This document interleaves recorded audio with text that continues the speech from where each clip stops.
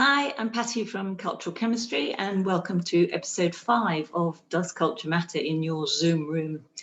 Today I want to talk about doing business in a second language and how the inevitable difficulties are amplified online. And I'm not, of course, referring to people who are super fluent in another language, but those of us at an intermediate level. I imagine we've all been in meetings when someone is struggling to keep up. Many of us have actually been that person and it's not fun.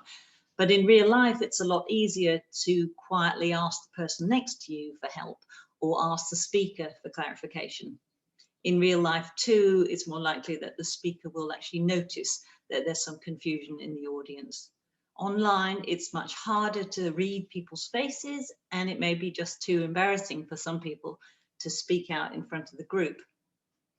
Wi-Fi glitches can distort the sound, meaning that you miss vital words and cause delays, and the speaker often isn't aware that someone 80 or 8,000 kilometers away is having Wi-Fi problems. So as a native speaker, remember that some of your listeners will be simultaneously translating in their heads. So speak more slowly and more emphatically. Try to avoid jokes and cultural references which may not mean anything to your audience and which will just widen the gap between you.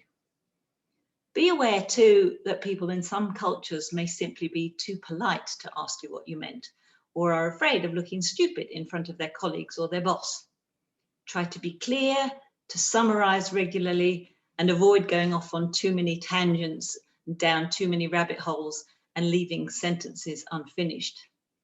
Be aware of how easy it is to create a them and us scenario with the native speakers dominating the conversation, but speaking only to each other. A colleague of mine describes this as a hierarchy of volume. And if you are a non-native speaker yourself, don't be afraid to ask people to slow down or repeat themselves. Your attempt at their language is probably better than their attempt at yours. Otherwise, the meeting would be taking place in your native tongue. The reality is that most people have got no idea how hard you will be working to just keep up, let alone present sophisticated ideas. So you should never feel embarrassed by being less than perfect.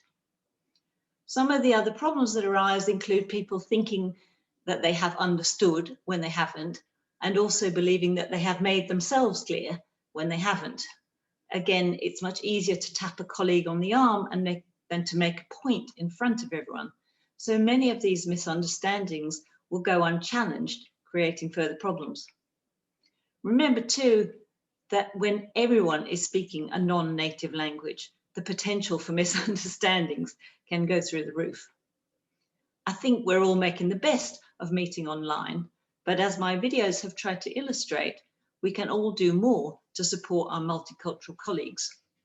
So the next time, I will share some of the stories that I've had from people and feedback, and also in episode 7, just sum up my findings so far and leave you with a few strategies to improve your online communication. So until next time, Patty at Cultural Chemistry. Thanks for listening.